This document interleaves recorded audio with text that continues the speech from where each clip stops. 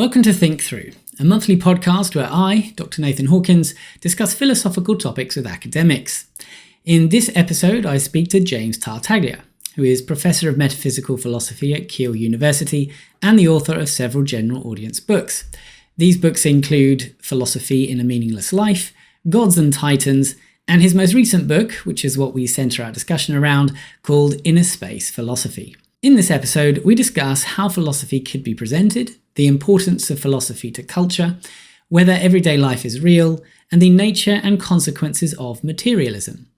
In the extended episode, we also discuss nihilism and the meaning of life, where technology is going and why idealism is required to retain a sense of meaning, and some of the dangers of technology and how philosophy can save us from its worst effects. The extended episode is only available to YouTube members.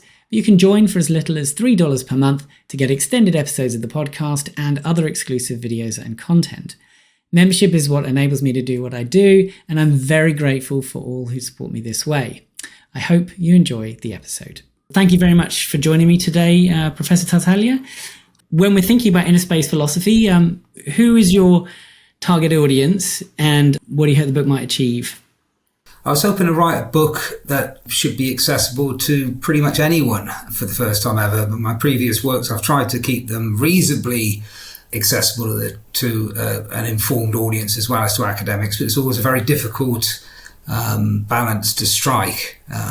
With this one, I've gone straightforwardly to something that, without any background in philosophy, you should be able to follow most of what's going on, and easily be able to follow up from what's happening there. What have I tried to achieve? I've tried to show that it's possible in a book which uses an alternative form of presentation, which isn't a straightforward academic prose where I present an argument and defend the arguments, that you can still present original philosophy in that manner, which I think is what's actually happened throughout the history of philosophy. And I'd like, in order for philosophy to become more prominent, because I think it's quite a danger in these days, I think we need to explore new ways of presenting philosophy. What do I hope to achieve from it? Well, I just want to get some people thinking about some of these issues. I don't expect many or most of the readers to agree with me on everything. I think that would be an insane expectation, but nevertheless, I'm hoping that a lot of people will think about these issues and see why I think certain things, and that will get them developing their views and their objections. Yeah, so on that, I didn't actually mention the subtitle of the book, which includes a very seemingly strange claim. It says suitable for wolves at the end. And so that's something to do with how you're trying to write this book as opposed to philosophical prose. So can you tell us a little bit about that? Yeah, I play on this theme of wolves at the end of each of the chapters, and then I finish the whole book with it, just in the sense that, when wolves go on a hunt, it's rather, they don't go in a straight line. It's a playful affair, and, ultimately they're following the leader. And of course, somebody who writes a book is leading the discussion in some sense, but you don't expect people to agree with everything that you say. You don't expect them to go in this exact direction. You can't dictate what people are going to think. Okay. I mean, not even when it's not misinterpretation. Already I've seen some things written about this book. It's like, well, you haven't misinterpreted me, but I wasn't thinking of it in that way. And that's a good thing. When you see the suspicions that Plato and Socrates and other ancient philosophers had about writing, you can see why they wrote in the way they did. In the sense that, they don't think that the same text is going to be suitable for everybody they're talking to. If I'm talking to Nathan, I have to talk in a certain way. If I'm talking to Susie, I have to talk in a certain way. And it all depends. You put the words there on the paper and that's it. Your response, what you set out, is completely fixed, but it might not be the appropriate way of talking to different people. So, I've tried to point in various different directions, not make things too obvious, but not too obscure, And then there's a final chapter where I've got somebody who hates a book, and this amazingly implausible disciple of the book, having a terrible, terrible argument against it. But in that chapter, I try to make it a lot clearer to the reader what I had in mind whether or not you did within that context. So kind of a fun context in which to explain some of the things you might have missed out on that I was trying to point out. That's the way I tried to do it. I don't go as far as Nietzsche, where he says, you have to lie to the reader to put off, the small-minded from understanding this work. And I'm not lying to anybody, but sometimes I don't always make it so obvious, because I think people will read works in their own way with their own background knowledge, and ultimately what I'm trying to get you to do is not persuade you that I am right. I'd like to do that, of course, on some things, right? But the main aim as a philosophy book is to get you thinking in philosophy, to get people to join that philosophical tradition of inquiring more deeply about things, not taking things so for granted. Yes, well, I certainly found that final chapter quite interesting, because it answers certain questions I had going through. Because something I found through reading it was, because you are quite playful, actually, in some of the ways you present the ideas, with a lot of metaphor. So, for example, you have Lady Luck and Fate looking to produce a baby, and obviously you're thinking, who's this baby going to be? So these sorts of things, sometimes it wasn't always obvious what you, the author, were trying to say. And I appreciate that's your point, is that final chapter did help sort of bring things together for me a little bit more in, I suppose, as a philosopher, the sort of thing I was a little bit more used to with sort of interpretation and argument. So I found that quite helpful. So something I was going to say again on this same question is that, as you point out early on in the book, philosophy hasn't always been presented in this very argumentative prose style. You mentioned the ancient Greek philosophers often wrote in terms of dialogues.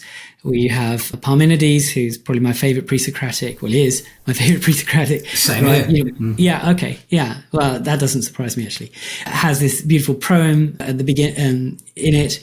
And you mentioned Nietzsche as well. And something in your book said you were aiming for something to do with aphorisms, in the kind of way Nietzsche was writing at times. That was the first thing that I had in mind. I thought, right, okay, I'm going to write a book in aphorisms, a bit like Nietzsche. And then when I looked into it a bit more, I wasn't quite sure what an aphorism was, to be honest. There aren't very many clear definitions. Also, I wasn't entirely sure that what Nietzsche was doing was writing in aphorisms, right, from rather little short chunks of text, which occasionally change direction. So, and also I thought it was sort of artificial, which is one thing I was trying to get away from in the first place. So I wanted a kind of more free-form approach to it, a bit like some of the jazz musicians I most admire, just like follow what you naturally, instinctively think is right, rather than follow a particular plan beforehand. So I thought, why am I forcing myself to write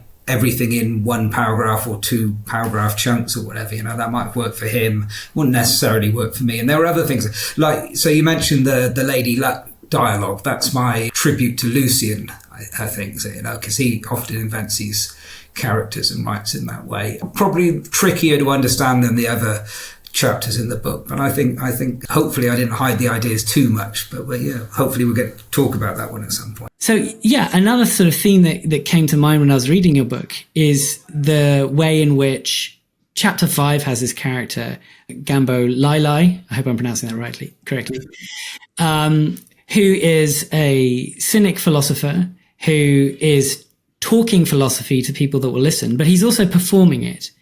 And there's certainly a sense there in which the medium is the message, and that this is a sort of a performed or outlived philosophy. And there seemed to be something similar with your book as well, that you start with the introduction talking about how philosophy can be presented differently, and then you do present it differently, coming at these same ideas from all sorts of different angles. And that was the idea, yeah. I thought the introduction, I present an argument, 3 essential reasons why I think it's important to present philosophy differently. So it's a straightforward argument, and then I practice what I preach. That is the idea of that. And what were those 3 reasons?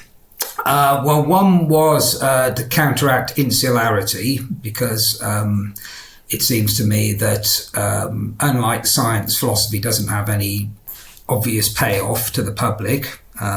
So if everybody's just talking to themselves about these ideas, the question becomes, why are you talking to yourselves about these ideas? Which is an argument which you hear a lot of people who are antagonistic to philosophy come out with.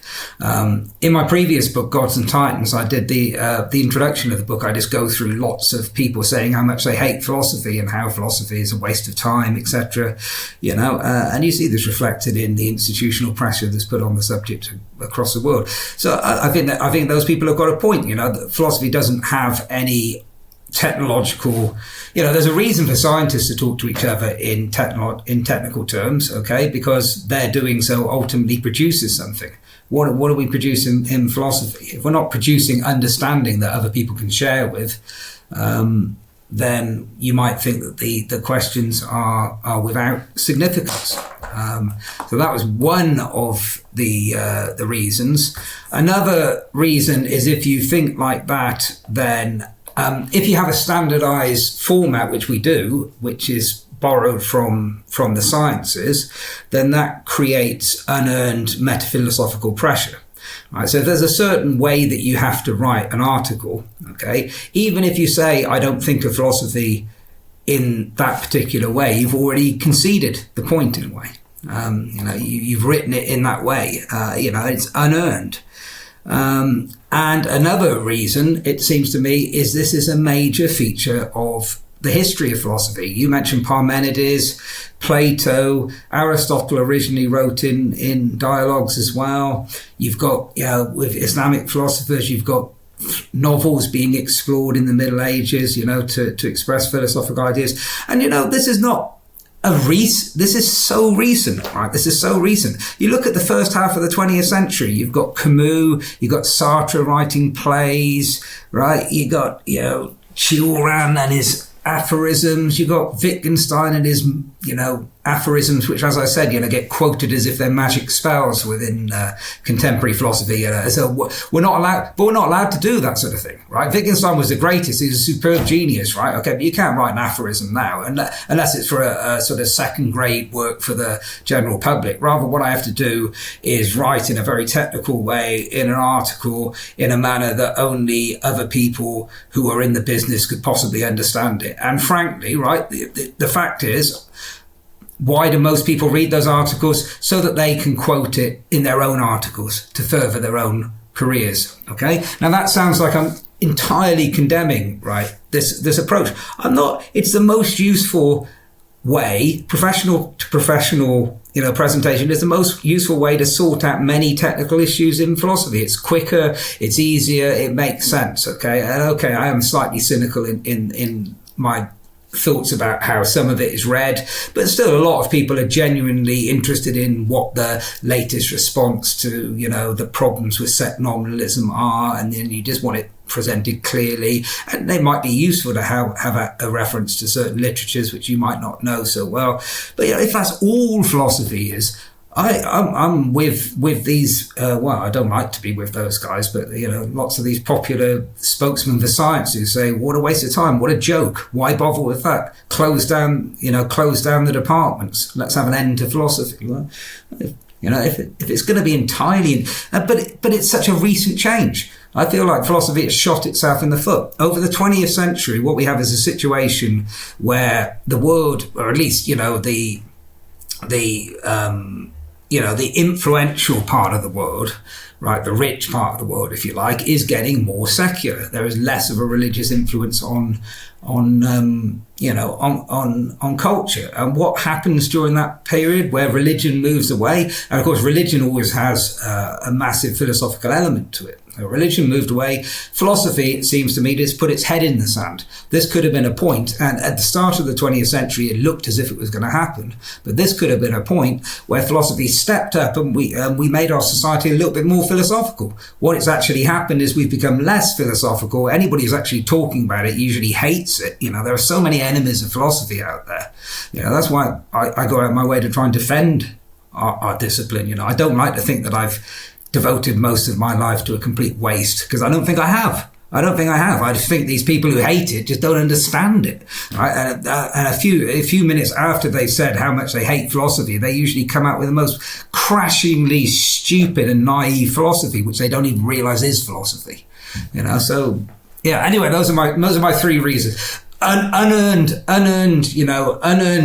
priority. Hey, you have to write like this, otherwise we don't take you seriously. Forget the fact that Nietzsche and Wittgenstein didn't.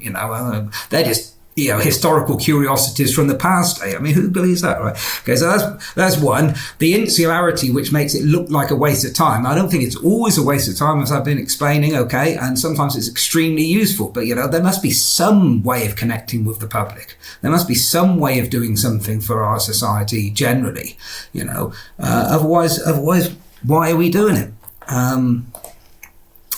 The third one. Oh yeah, distinctiveness. Yeah. That was something that was distinctive about philosophy. We're just giving it away and made ourselves look like a kind of second-rate, dubious social science. Well, let's have some of that distinctiveness. Let's have people trying to write like Wittgenstein, and Nietzsche and Parmenides. Let's have philosophy presented in that way. I'm not saying that's what everybody has to do.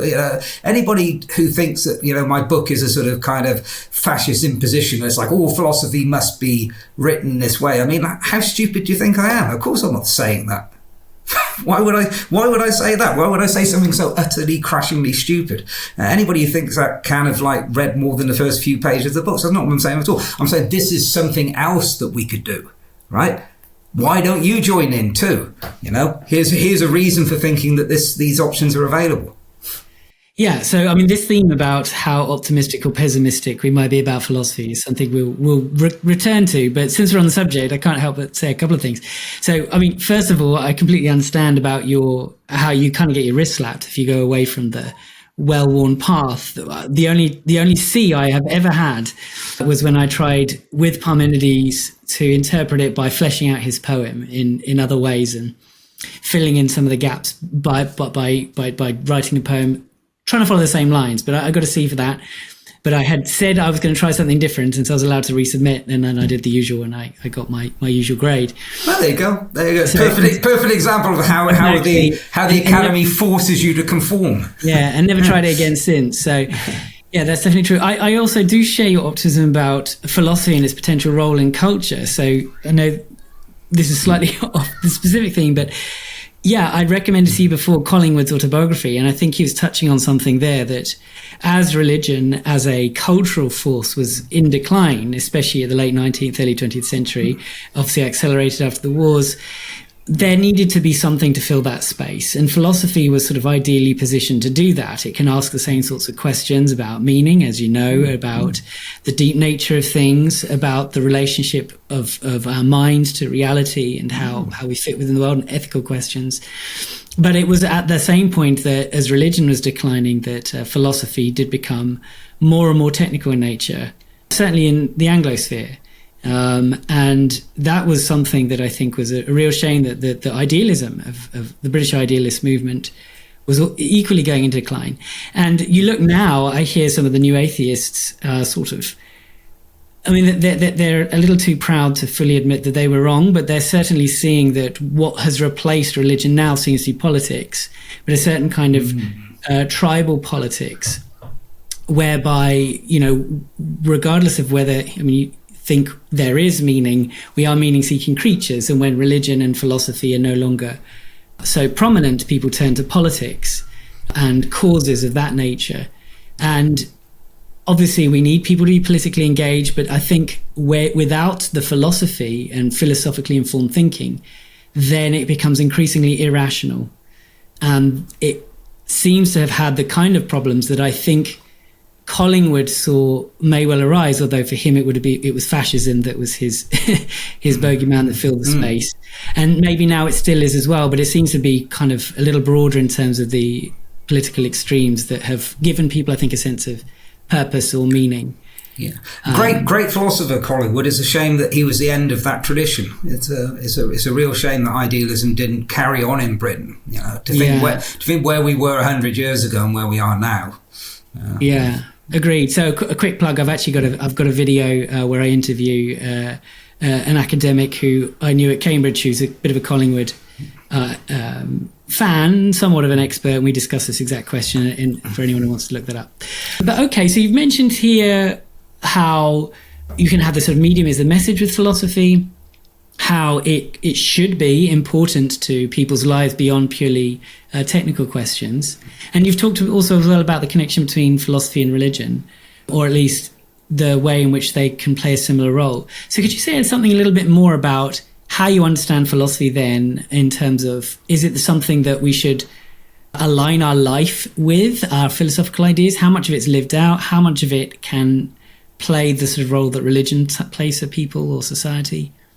Well, philosophy is not going to give you a ritualistic space where you join in with other people and sit together in some great building, although there have been philosophers in history who've seen a place for ritual within our philosophical understanding. The Neoplatonist Iamblichus, for example, he thought it was very important.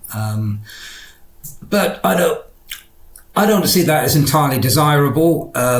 These days humanists try and, work out ceremonies for people because they think that's important to people. I don't see that's an essential element to philosophy. I think philosophy is like a conversation. Philosophy is staying open-minded and being prepared to question everything. That's the essential element of philosophy, and I think it has been in all of the major world philosophical traditions, which have to some extent sprung up independently. It's got to be questioning, and it's questioning which is open-minded and centered on a certain subject matter. And as I've argued before, I think that subject matter has a lot to do with the meaning of life, because the meaning of life is the issue which bridges the metaphysical concerns of philosophers with the ethical concerns.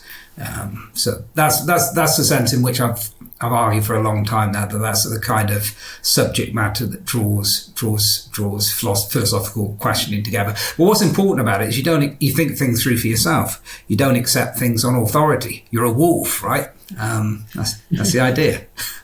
Yeah. Okay, great. So then, since you're an analytic philosopher at I presume in an analytic department, how do you sort of reconcile, well, maybe you're not, you can correct me on that. How do you sort of reconcile your sort of broad and generous view of philosophy and its potential with a relatively constrained technical approach that you have to carry out in professional life? Well, I suppose I'm in an analytic philosophy department, and I suppose that I'm an analytic philosopher. At least I like to think so, unless I'm going to be rejected. I mean, I don't know. Maybe we're past all that. Doesn't analytic just mean something in contrast to continental, and then it's got something to do with whether you take a literary approach to writing, in which case maybe I'd be more of a continental philosopher. In fact, one of my old teachers when I was a postgrad student, I don't know if he'd remember this, but Paul Horwich, he said to me, one day you're going to be a continental philosopher. So maybe that's it. Maybe I've become French and German, but I don't know. Yeah, I like the clarity of analytic philosophy. I don't do a lot of analysis of concepts these days, Well, maybe I do. I don't really know. I think I'm just a philosopher. I think I'm just a philosopher. But I mean, if I had to be classified as one or the other, I don't live in France or Germany, so presumably I'm still analytic. I certainly don't reject. You see, I admire analytic philosophy, continental philosophy, all these kind of things, right? Okay, what I don't admire is just being completely insular and never thinking about, what the payoff of this activity is going to be, and also this idea that you have to play ball in a certain way. I do find a lot of what goes on is, as I say in the first chapter, just kind of lip service, people just saying things, but it's overwhelmed. I think this is one of the questions you're going to ask me about, so I've sort of jumped onto it, but it's kind of overwhelmed by everyday life, somebody just stands in a lecture and they say, so I've come to the conclusion that the whole of reality is the same thing as God, and we kind of merge, do you really believe that, and then, do you really believe that in the same way as if the fire alarm goes off and there's a bit of smoke, you're running for the door? If you really believe that, I mean, apart from the fact you'd probably be a little bit deranged, if you actually believe that as a normal way of thinking in your everyday life, that I'm part of God or something like that. I don't know if people do. They say things. It's just what you're supposed to say, the right kind of things to do well in your career, in order to get the papers published, to build your portfolio. What's really important, whether I was right about my criticism of set nominalism, or whether I'm referred to by Professor X in his paper. Wow, Professor X referred to me in this paper, right? I can write a whole reply to that, you know. Yeah. So I do think it's because I don't think it was remotely like that for people like, you know, Plotinus, for example. Not in any way whatsoever. He'd think the whole idea was crazy. You know, he was living a philosophical life. Those ideas were the most important ideas that there were, as far as he was concerned. He wasn't trying to, you know, build up his CV. I mean, you've got to do all that and stuff. I mean, I've got to pay the mortgage. Everybody's got to do so. I mean, writing inner space philosophy actually got me into quite a lot of trouble. Okay, and I'm writing conventional stuff as well alongside of it to make up, because I got a bit of a slap on the wrist, you know. But you've got to make some effort to break out. As I say, I think what philosophers should be focused more on, instead of worrying about people saying, oh, you're not finding the right answers or what progress. I think progress in philosophy, right, is expanding this conversation, getting more philosophy out there at a time where there is massive suspicion of philosophy from a lot of different quarters, and it's really becoming a little bit of a kind of quirky hobby, I think. Oh, it's like, oh, do you like philosophy? Oh yeah, I do. Oh, I don't, you know. Do you like this? Do you like this computer game? Yeah, I do. Oh, I don't, you know. Do you like broccoli? Oh yeah, I do. Do you know what I mean? Again, these sort of conceptions are a little bit alien for somebody like Plotinus. It's like, you know, are you trying to live the good life or not? One area of philosophy that seems to be incredibly popular at the moment is Stoicism. Yeah, that's a really good sign, I think. Yeah, often when I meet people and they find out I'm a philosopher, they go, oh yeah, I love philosophy. And I say, oh, okay, that's interesting. I've just been reading Marcus Aurelius. Or I had someone else say, oh, I've been watching a lot of Alan Watts. Is that his name? Yes, yeah. The hippie philosopher, yeah. Yeah, right. So I think it's that kind of stuff that my people associate. Most of them, my PhD is on Frege. No one's ever heard of Frege, and why would they? I mean, he's a brilliant mind and incredibly interesting, but it doesn't have the obvious payoff. It's the same I said in the first chapter about Quine. You know, it's like revered, but nobody's going to have heard of him. And if I tried to explain Quine's indeterminacy of translation to, I think the example I give in the first chapter is if I explained it to a plumber who came round, I think I could do it. You know, I've got enough experience with talking to students and people. I reckon I could explain roughly Quine's indeterminacy thesis, right? And if the guy likes me, he'd be like, oh, that's interesting. But by the end of the day, what will he have remembered? He remembered that he talked to a philosopher. He won't remember the ideas. If he doesn't really like me, he'll say, so what? And then, as I put it in the text, then I'm stuffed. What am I supposed to say? You know, yeah. I give it a gig. Okay, so then that's the criticism. What would be the ideal for philosophy in the public space, or what should philosophers, do you think, be doing to kind of? Stoicism is a great example, right? Okay, so you start taking up the Emperor Marcus Aurelius's, you know, meditations, and you sort of go through this very morbid list of all this depressing stuff every single morning, and then you kind of feel better as you go throughout the day, and it can have a positive effect on you. I met an old friend of mine in Brighton a couple of weeks ago, and she's 70 something now, but she's moved to Bali, and she's had some terrible things happen in her life. I don't want to go into it. I've mentioned who it is, but some terrible things. And she said, you know, Seneca really helped me to deal with it. You know, she said, ever since I was young, I've always loved Seneca. Amazed I was. I didn't know she had any interest in philosophy whatsoever.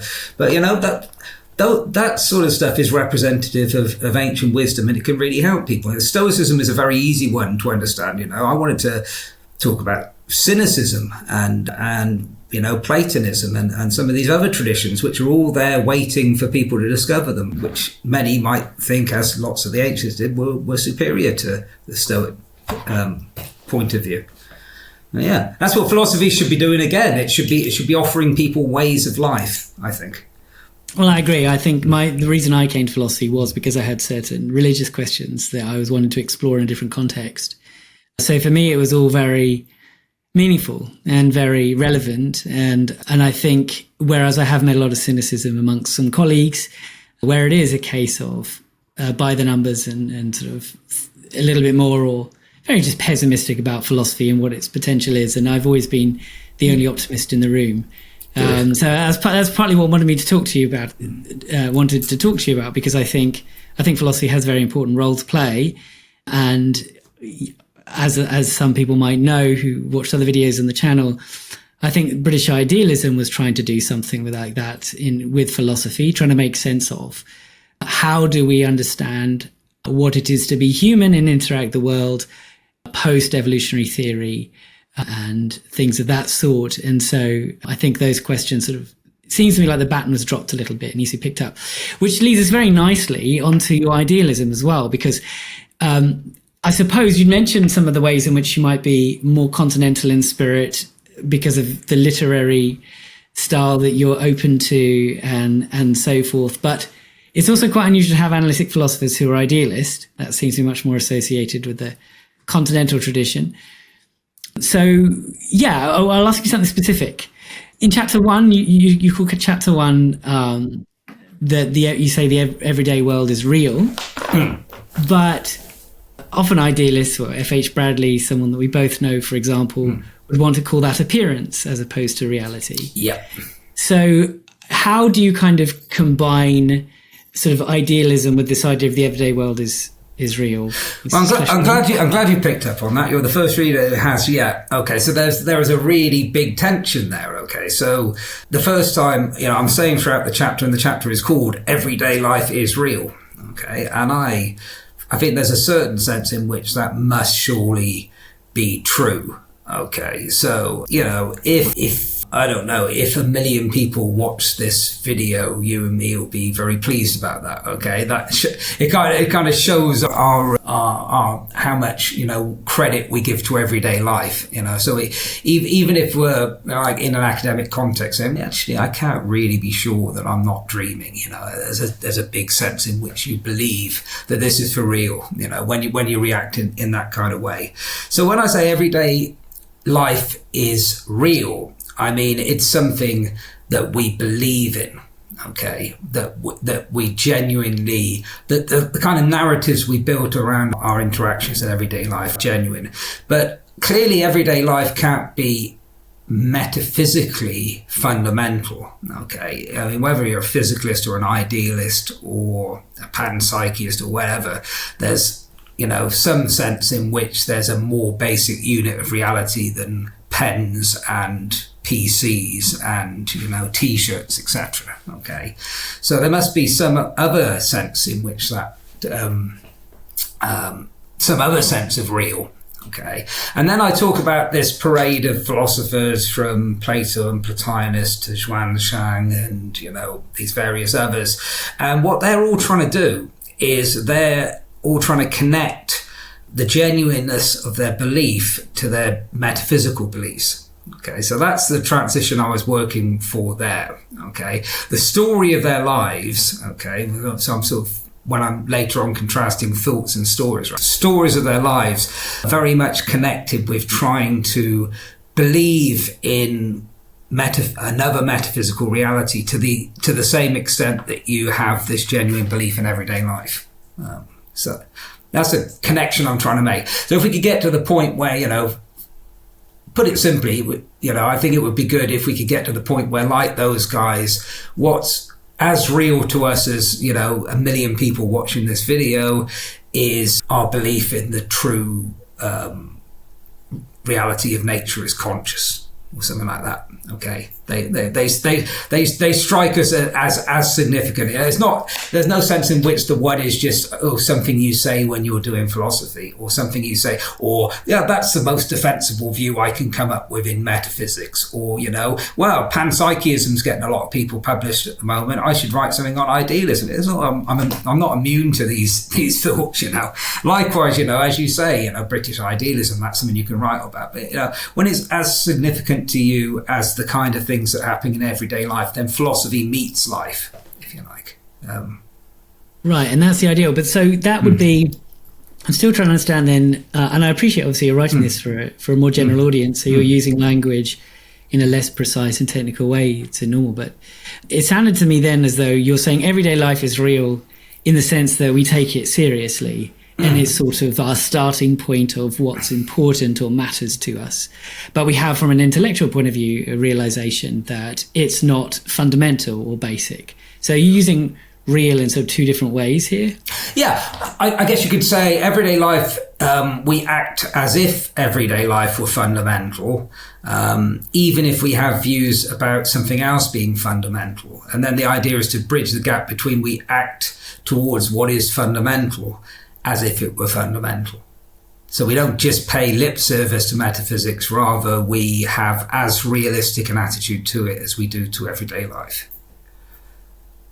We have as realistic attitude towards metaphysical theories, you mean? Yeah. Okay. That's the idea. Because there is a certain kind of idealism, which is what I thought you might reply with, sort of say a Berkeleyan idealism, which seems to think that no, the everyday life experience is the fundamental way of things, because you're taking your senses as being the world as it is. You haven't got this sort of two-tiered view of reality where you have the world that you experience being caused by some real world beyond it, but that is the world. The phenomenal world is the only world that there is. Well, Berkeley at one point says, all I'm trying to do is get rid of the concept of matter, which is a philosophical concept which I don't think will bother the ordinary everyday person. But he's still got a metaphysics of mental substances and their ideas, and that's not the way we think about trees and bushes. So I don't think it's quite the same. I mean, my version of idealism, I don't want to go into it in huge detail. It's set out in one chapter in my Gods and Titans, the one I call a New Idealism. But what's distinctive about it is it's combined with a large dose of skepticism about our phenomenal conceptions, our conceptions of things as conscious. So unlike someone like Berkeley, I don't think, that the experience of green tells you what that actually really is. Okay. I think really it's conscious, all right. Okay. It's part of a universal collective conscious experience, but I think our everyday conceptions of consciousness are misleading to a large degree. Yeah, okay. So the everyday world, when you're using it in claiming it's real, you're not thinking so much of the philosopher's notion of the given or phenomenal experience, but the entire way in which common sense sort of interprets the world as a world of matter and trees and tables and books. And so I think, I wouldn't want anybody to interpret the book necessarily in this way, but I think a good way of thinking about it would be, when I say everyday life is real, I mean in the sense that people say real to me, something I care about, something which is demonstrated by you leaping off your chair when you see this gets 1 million hits and going, yeah, okay, that's not something that you only half believe in, right? It's real to Nathan, that 1 million hits, right? Okay. Philosophy could be like that to people. That's the idea. I think it was to some of the guys I talk about. I want it to be that real to me. It's a struggle. You want everyday life to be that real to you, or your metaphysical views? No, I want my metaphysical views to be as real as everyday life. I wouldn't mind everyday life getting a little bit less real. A little bit of detachment creeping in as I get older. I'm influenced enough by the Neoplatonists to think that would be a good idea. But great. Yes, I think I'm down with that. Having our philosophical outlook integrated to what we value and how we genuinely. That's why I talk about these people in the future, where their philosophical leader is Zamina. It's real to them completely, 100%. Okay, that's the idea. Yeah, they do take their philosophy very seriously in the future. They must have been. Yeah, that's right. Reading your book. They had a revolution. They were saved. You see, if you piece it all back, there was a robot uprising. I don't know when, maybe a few hundred years' time, and the rebels gathered around my book, and it gave them the inspiration to destroy the robots, and then they had a philosophical revolution. Yeah, that's right. Zamina's writing about 1,000 years after that. They're very, very advanced by then. Yeah. Well, that's the dream. Let's say that comes true. Okay, so we've got these two ideas. One is the idea of everyday life is real, as in it's important to us, and it's the kind of thing that we seem to care about the most. But then the idea as well is that philosophy shows us that it's not fundamentally real, at least when we're doing philosophy, and maybe we could sort of bring those two ideas together somehow. But then you also have this very colourful character, Gambo Lailai, who seems to be a mouthpiece for not necessarily all of your views, but cynical philosophy mixed with some of the things you want to say, and one of your passions to do with jazz music as well, it turns out. But he's trying to wake people up from the slumber of everyday life and trying to get them to kind of get out of their blinkered existence and to be awakened from it. So awakened from what to what is the idea? Okay, I'm going to hold that question for a second just to tell your listeners a little bit about Gambo. Okay, so Gambo was, for a lot of people, Calypso is like people with big straw hats in the 1950s on Hollywood movies, etc. Okay, I thought that until a few years ago, until my very good friend Alan Gonzalez, who's had a department in San Jose in Costa Rica. He was my student at one time. He introduced me to Calypso music. I had no idea what it was. That was a tradition, but in the 1920s in Trinidad and before, this great tradition that arose, and it mutually influenced jazz. So Calypso was recorded before jazz. I just had no idea about any of this stuff, and I think most people don't know about these figures. Okay, so one of the street characters who appears in 3 separate calypsos. So they all talk. A few of these famous people talk about him. My favourite one is the song by Lord Executor, which he's a great calypsonian. I dedicated the book to him. But he did a song about Gambo Lai. So I found out everything I could possibly find out about this guy, which isn't much, right? So basically, he was a street character who sort of like arose from a character in Carnival, but he ended up standing on street corners and orating, and he used to speak in what he called his old Anglais. So he spoke in a very showy, offy, old-fashioned, ornate English. Now, we don't know what the texts he were reading were, okay, but he seems to have been very passionate about this. His dad was a famous criminal called Johnny Blades, which is great. His dad was a famous criminal who was involved in some riots against the English. And he ends up as this street character who always dresses impeccably to the extent that he can. He's a drunk, though, and he occasionally gets abusive with people as they walk by. And for orating in his old Anglais, he gets arrested 3 times in his life. And I even got a little quote from the article on his court case where I quote what Gambo's actual words. This is the bit where he says, I am not a criminal prostitute, he says. All I does is I drinks my drink and I speaks my old Anglais, or something like that. It's hilarious. Anyway, they had to drag him out of the court, but he was always very popular with people. So I just figured to myself one day as I was listening to this stuff, I thought, what's this guy actually talking about? If it's in old florid English, if you read, much stuff from the 17th, 16th century, a hell of a lot is philosophical. It didn't really make it into print unless it had some kind of philosophical reflection. So I just kind of wondered what sort of thing he was saying. And then, of course, he's hassling people on the street, right? Okay, so that's just like Diogenes and Crates. They're called the Cynics because cynic means dog. They barked at people, right? They were always telling people. So the big idea with the Cynics was, they were saying, this whole life that you're living where you're trying to be holy people and you go to temple and you dress in respectable clothing and you worry about, what you're wearing and stuff. We're just animals. This is artificial. You've got caught up in a kind of fairy story which you tell about yourself, where it matters what your neighbor is saying about you. I saw a quote from Iamblichus just yesterday, actually, which I quite liked. He's talking about how little you care for. He's not a cynic, he's a Neoplatonist, but same background. Okay, they came from Socrates in a certain extent. And he's talking about how little the true philosopher would care about what his next door neighbor is thinking about, and whether his next door neighbor has money under the mattress, and whether his next door neighbor is having an affair. And he says, the true philosopher doesn't even know whether his next door neighbor is a human being or not.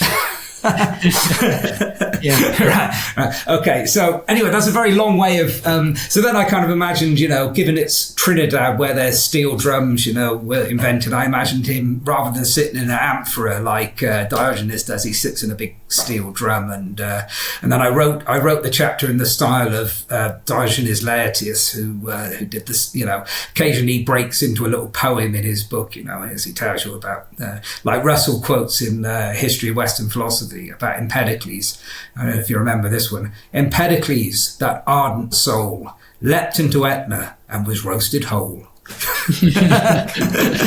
But so occasionally I break into poetry when I'm talking about the philosophy of Gambo Lyle. Anyway, that's the premise. That's the premise for it, right? That's the guy, and that's the chapter I wrote. So your question was, when he's trying to tell people to wake up, what is he trying to tell them to wake up from? Well, the answer is just the same as the cynics were: a kind of artificial, unthinking, zombie-like approach to life, where you care whether your neighbour is a human being or not, and how much money they've got stuffed under the mattress, and this sort of thing. So you get caught up in this, which the internet makes much easier, right? You get caught up in this, right? Okay, so I'm a YouTuber. How many people have watched my as me looking at, it looks like my sales rank on Amazon has changed, and like, people at Kiel weren't terribly happy about me writing this book. I must make sure I do something much more respectable next time.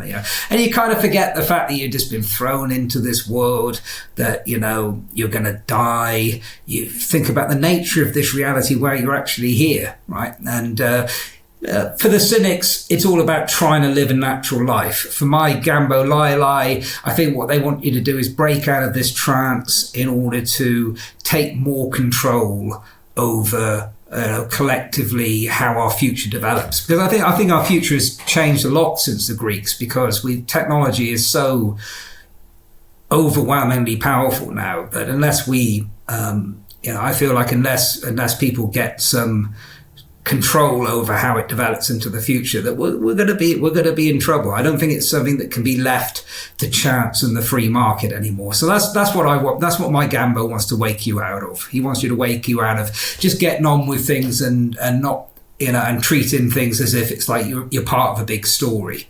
That's what Diogenes and Crates thought as well. It's like there's a big story where you're a respectable man who has honourable forefathers and has married his daughter to all this sort of stuff. I mean, you get involved in it, but that's your whole life. You don't actually think about the nature of reality itself. That hasn't changed. That hasn't changed. I was just trying to sort of update the cynic message and have a laugh as well. I enjoyed that chapter.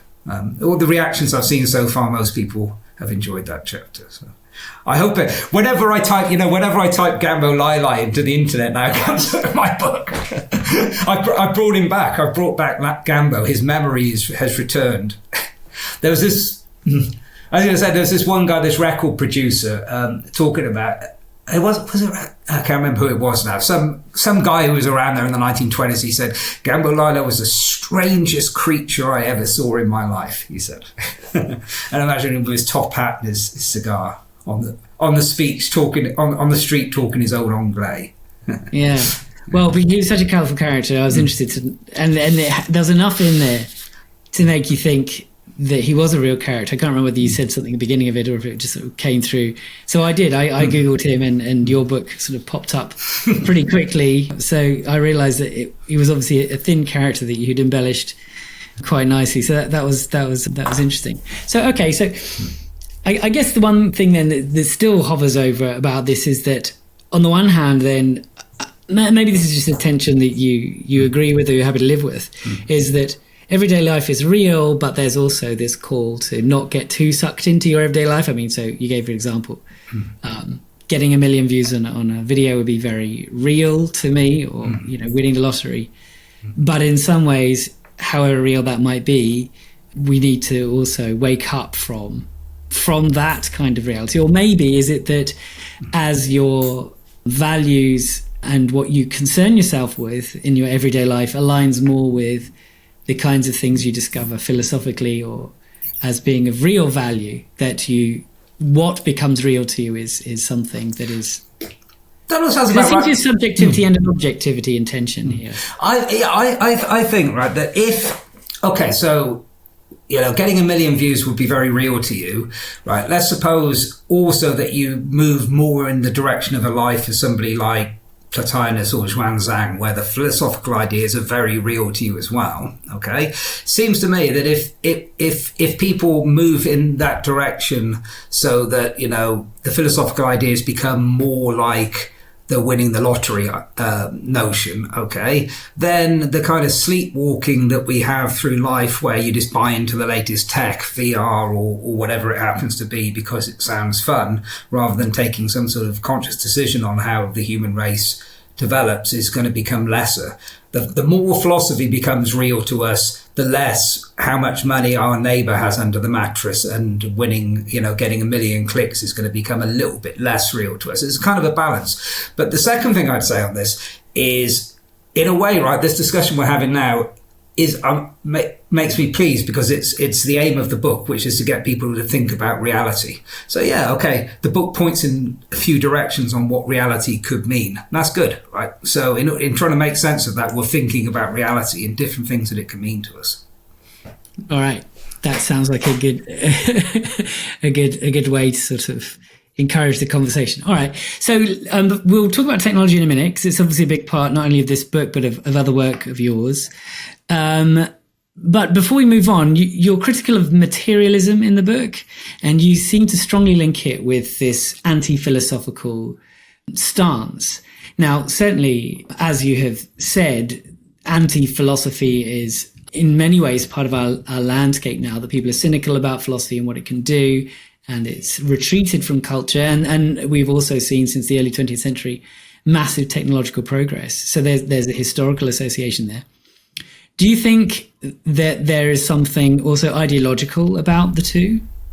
And could you say materialism has always been? I mean, this was a revelation to me when I understood for the first time the history of materialism. I mean, when I started as a philosophy student, I took materialism for granted. Right? It seemed absolutely obvious to me, and it struck me as quite ludicrous that anybody was saying that we had an immaterial soul or something like that, right? Okay. So, and right throughout my PhD, in fact, it was only just after my PhD was defending a physicalist account of consciousness, right? Physicalist, materialist, the same thing. I never really knew anything about the history of it. Actually, I mainly learned about the history of it when I was writing Gods and Titans. The Titans are the gods of the title are the idealists, and the Titans are the materialists. That actual image, in case people don't know, it has been incredibly influential in our history. This image of gods fighting Titans, it's one of the ideas that sparked off the Renaissance, and it's there in Greece and Rome, and has a huge amount of influence. Essentially because, in the original version of the argument, the gods win. Okay, the gods win. Plato brings it up for that very purpose. But then Lucretius and the materialists put it the other way around and said the Titans win. And that's been sort of backwards and forwards for a long time now. But the history of materialism, it was a political view. It was the materialism, the atomist was the idea that you're kind of wasting your time with institutionalized religion. You shouldn't be worshipping the gods because the gods don't care about us. Note that it doesn't deny the existence of the gods. That's a little bit outrageous for those days. But then later on, so it was, materialism always had major political associations. It was only very recently that those have been separated. So right throughout the Enlightenment, the French Revolution, materialism goes with atheism. It goes with being against the church. Marx wrote his PhD thesis on the comparison between, Democritus's materialism and somebody else's, I can't remember who, but he taught ancient atomism. It was a political idea, as it is in Marx, right? Historical materialism, right? Materialism entails that you need to dismantle the church. Yeah, even contemporary Marxists like Terry Eagleton wrote a book about materialism, and again, he's making this political connection. Materialism is less a metaphysic than an approach to stopping religious influence in the world. I mean, that was always a historical association of materialism. Why do I say that it's anti-philosophical? Well, I've got lots of reasons for saying that, but it seems to me that if it's true, as per the contemporary version of materialism, that we find out the true nature of reality from physics, then given that I'm not a physicist and I can't get involved in those experiments, but can only read some reports, it's not really my business. I mean, if I'm interested, reality turns out to not really be my business. It's something I can find out about the results of if I care to, but it isn't something that I'm called to personally reflect on.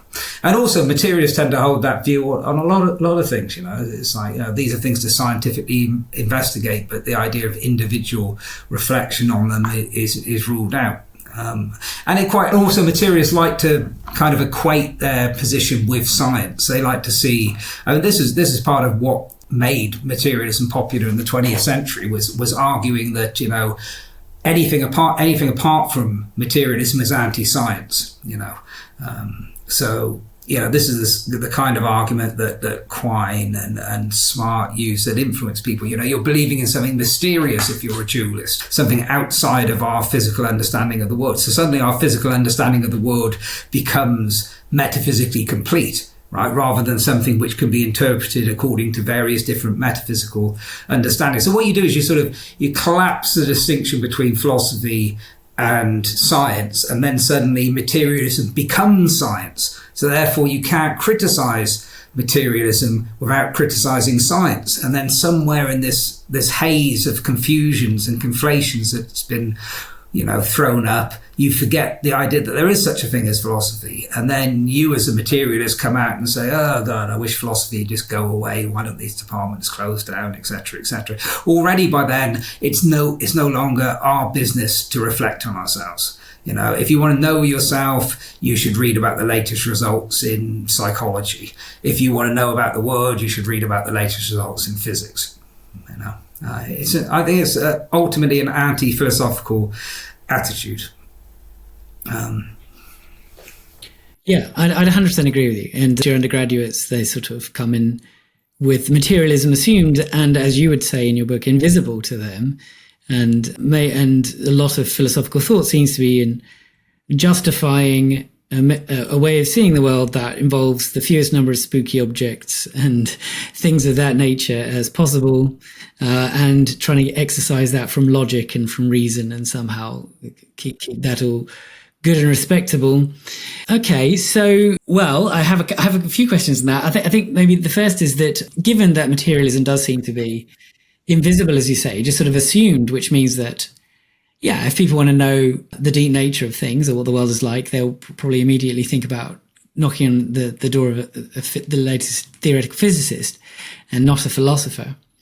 How do we try to demonstrate that and make materialism visible, I suppose, and open people up to the possibility that there might be more to existence than the material? Well, I've been trying to work on this recently, in fact, and it seems to me that the main thing you need to do to make materialism visible is to dissociate it from atheism. Because I think to the extent that people who are unphilosophical have a philosophically strong view, it's either to believe in God or not to believe in God.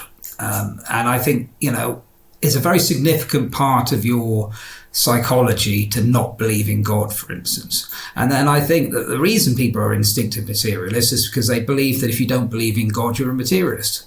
That's all there is to it. And it's like, that's as soon as you have committed to atheism, then it follows that you are a materialist. So remind people that has not been the case throughout history. Schopenhauer being a very good example of that.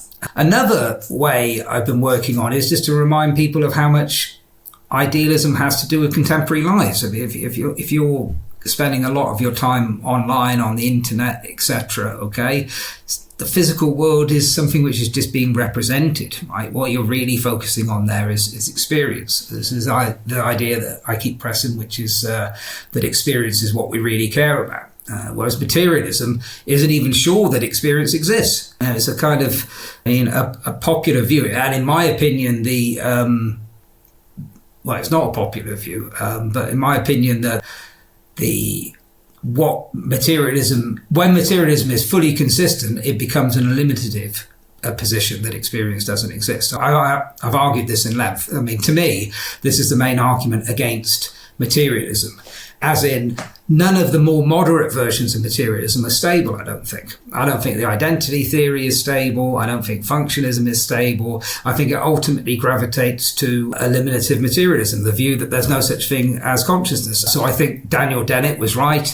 I think in the present day, The guy Keith Frankish is right. I think they've seen that clearly. But it seems to me an absurd view. I don't know how you argue against it. There's a piece where John Searle says, I don't know how I'm supposed to argue against this view. Should I pinch myself and report the results in the Journal of Philosophy? I know what he's getting at. But in fact, it's more dangerous than that, because it's a kind of, there's only a very few philosophers who are prepared to push through to that absurd conclusion. Right? Most people don't even see that conclusion, or they're just happy to accept a kind of moderate, wishy-washy materialism, whereby it's actually dualism, what most people believe, and they call it materialism. They think the brain causes your mind, right? So you've got two things with a causal relation between them. I think keep talking about materialism, keep dissociating it from atheism, keep explaining that it leads to a limit in materialism. Eventually it will go away. I think we're seeing the beginnings of that with the current craze for panpsychism, which I don't particularly like, but it's a step in the right direction. Yeah, it's an attempt to take consciousness seriously, isn't it? And then try to integrate it into a materialist worldview as best you can without causing too many tears, I suppose. It seems to me. Okay, great. So then the idea would be is in some ways push materialism to its end point of absurdity in the style that Daniel Dennett does, and show that if you're a materialist, then there is no consciousness, there is no experience. And a lot of people would also conclude there is no free will, there is no moral value, and things of that sort as well. They certainly would. They certainly would, yeah. You see it in a lot of popular philosophy that's out there, yeah. People take it to have all been demonstrated, we don't really exist, there's no free will, all that exists are these particles, blah, blah, blah. Yeah. Alex Rosenberg's The Atheist Guide to Reality just sums it all up. Everything that you think is real is kind of an illusion. And then at the end of the book, he says, if you don't like that, take an antidepressive pill, and that would cheer you up. Thanks for listening. The extended episode continues for another 50 minutes or so, but requires YouTube membership. Starting from $3 a month, you can get access to extended episodes as well as other exclusive videos and content. Membership also helps support the work that I do and keep my family fed, so I'm very grateful for it. In the extended episode, we go on to discuss nihilism and the meaning of life, where technology is going and why only idealism can enable us to retain a sense of meaning, and some of the dangers of technology and how philosophy can save us from its worst effects. To become a member, just click join and I'll see you around. Thanks.